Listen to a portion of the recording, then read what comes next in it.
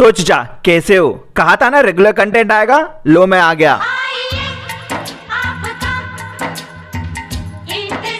तो at last उन भड़वों के दिल में थोड़ी सी आग शांत हुई जो अपने सपने में भी आर्यन खान की रिहाई देख रहे होंगे। मतलब खुद ये सस्ते नशे करके झाटू जैसे बात कर सकते हैं पर बैंचोद किसी को करने नहीं देंगे, क्योंकि जब ये कुछ बोलते हैं तो वो फ्रीडम ऑफ स्पीच के नीचे आ जाती है, और जब इनको कोई कुछ बोलता है उनका सूरत भोसड़ा हो जाता है। ये सबके कमरे में घुस सकते हैं पर इसके कमरे में अगर कोई घुस जाता है तो फ्रीडम ऑफ स्पीच और फ्रीडम ऑफ प्राइवेसी याद आती है। गवर्नमेंट में फ्रीडम ऑफ स्पीच का 50% खुद रखा है और बाकी का 25% इनको दे दिया है। अब तुम बोलोगे मैडी भाई तुम्हारे M1 अभी तक क्लियर नहीं हुए, तुम्हारी मैथ्स अभी भी कमजोर है, 50 और 25 75 ही होते हैं। तो मैथ डालो अपनी गांड में, क्योंकि 25% तो सरकार तो घोटाला कर दिया है ना बे। पर भैंचोद आज हम इसके बारे में बात नहीं करने वाले, आज हम बात करने वाले हैं बॉलीवुड के ढिंडोरा के बारे में। तन मन धन से बढ़कर जन गण मन, जिसमें ये हीरो बने ऑफ कोर्स पर भैंचोद ये समझ में नहीं आ रहा है ये कौन सा वाला हीरो बना है, पुलिस वाला हीरो, गुंडा वाला हीरो, पॉलिटिक्स वाला हीरो, NRC वाला हीरो। क्योंकि एक सीन कट होते दूसरे सीन में कोई नया जॉन आ जाता है, जिस जॉन का पुराने जॉन से कोई मतलब ही नहीं। ऐसा लग रहा है कि इसने 4 मूवी की शूटिंग की और एडिटर ने पूरा मिलाकर एक मूवी ही बना दिया। भैंचोद एडिटर मेरे से भी आलसी, कौन अलग अलग मूवी जाए एडिट करने। और लीडिंग लेडी के नाम पे नेपोटिज्म का नया ही फ्रेंचाइज खुल रखा है। बीवी को वापस बुलाओ फ्रेंचाइज, पहले भोसड़ी के बच्चों को लाते थे, पेट नहीं भरा, बीवी को भी बुला रहे। कुछ सीखो कुंद्रा जी, कुछ सीखो। हमारे बड़े भोले कुमार जी, जिसके ऊपर बस रेप चार्जेस है और जिसको पैसा कमाना आता है यूट्यूब पे लोगों को स्ट्राइक देकर, वही पैसे से अपनी बीवी को लॉन्च कर रहा है। एंड शी डिजर्व्स इट, क्योंकि जब सोनू निगम ने भूषण कुमार के साथ एक्सपोज खेला था, ये अकेले थी जो पूरे बॉलीवुड में इसके साथ खड़ी हुई थी। इसने अपने पत्नी धर्म निभाया है, तो इतना तो बनता है।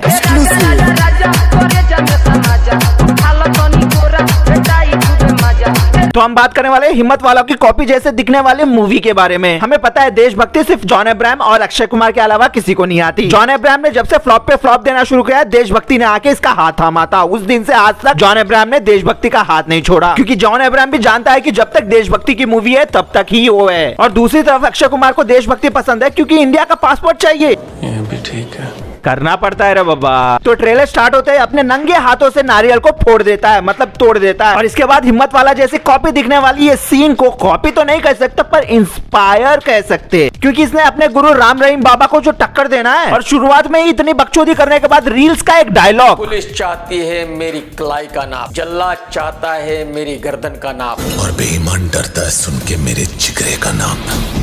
56 इंच। कुछ भी कौन भोसड़ी का बोला कि आर्यन खान ने ड्रग्स किए? ड्रग्स तो इसने करके डायलॉग लिखे और राइम करना ही था। अमित बड़ाना को बुला लेता है, वो बिना सस्ते नशे करके ऐसे डायलॉग लिख देता है। और कोई भी इस राइटर को इस एक डायलॉग से जज नहीं करेगा, क्योंकि ये राइटर के साथ में इस मूवी का डायरेक्टर भी है। अब करो जज। इसका नाम है मिलाप, और मुझे नहीं लगता कि एक भी सीन के साथ एक भी डायलॉग का मिलाप हो पाया है इस मूवी में। इसका नाम अगर गूगल में सर्च करने जाओगे तो इसके नाम के सामने 3 ही मूवी मिलेगी, शूट आउट एट वदाला, सत्यमेव जयते, मर जावा। और मुझे बोलने की जरूरत नहीं कि कितनी अच्छी डायलॉग है इसके अंदर। मारूंगा कनपटी पे, दर्द मिटेगा गणपति पे। इस मूवी को करने का दर्द सिद्धार्थ को आज तक नहीं मिटा है।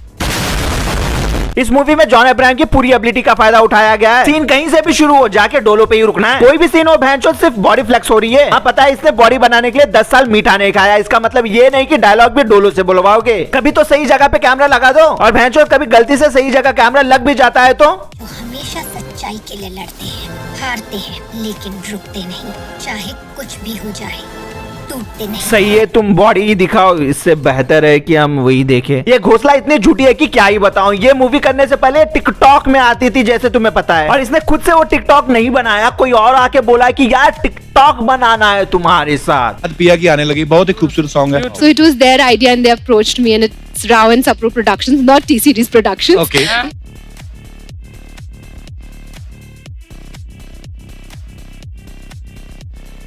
Sapro Productions, not T-Series Productions. Okay. Producer बनने के सारे लक्षण है इसमें। और जॉन की दूसरी एबिलिटी,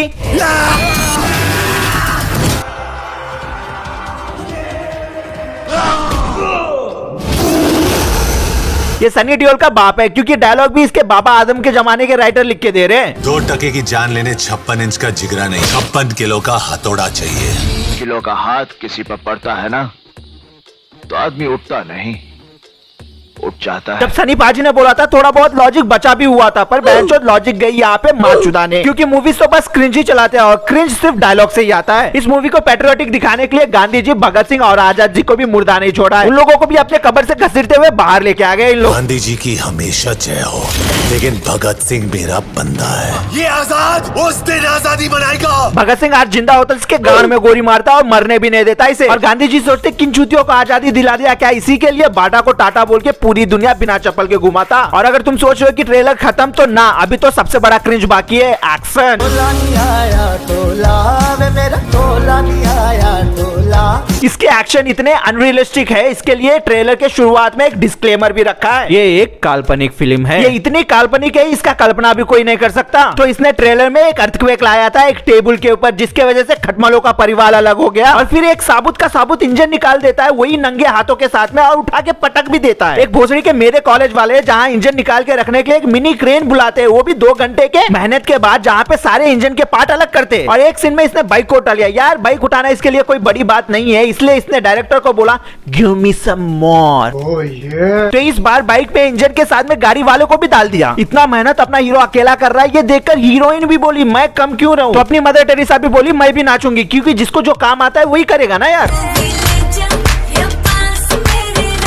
नाचने से याद आया, हमारी कटीली नचनिया नोरा भी है इस मूवी में। इतनी सारी देशभक्ति के बीच में मूड बनाने का टाइम मिल जाता है। इनके मूवी के हिसाब से जो दिन भर गांधी जी के साथ दांडी मार्च में कदम से कदम मिलाते होंगे देश की आजादी के लिए, वो रात को इन्हीं कटीली नचनिया के साथ कमर से कमर मिलाते होंगे। और इतने सारे क्रिंज फैक्टर होने के बावजूद ये सलमान खान के ओपी क्रिंज अंतिम मूवी को भी पीछे नहीं छोड़ पाया। अब तुम बोलोगे कि मैडी भाई तुम्हारा अगला वीडियो अंतिम पे होगा ना, तो ना। कितने बार हम सलमान खान के नाम पे ड्राइवर, हिरन और ऐश्वर्या के बारे में बात करेंगे। ग्रो अप यार, आगे बढ़ो और उसके बहनोई पे भी नजर डालो। मेरे हिसाब से जितना बड़ा विलन होता है उतना ही बड़ा हीरो होता है। सलमान खान अपने हिसाब से ही अपना विलन लेके आए। खैर छोड़ो, उनके प्राइवेट मामलों में हम क्यों बात करें। तो फाइनली इतना बोलना चाहता हूँ, भोसड़ी के सब्सक्राइब कर लो, बहनचोद वहाँ टीएल मुझे जीने नहीं देती, यहाँ तुम्हारी गांड भरी पड़ी है सब्सक्राइब करने के लिए। और हाँ 15 लाइक भोसड़ी के कर दो, चूतिए कुछ अच्छा सा लगा दे।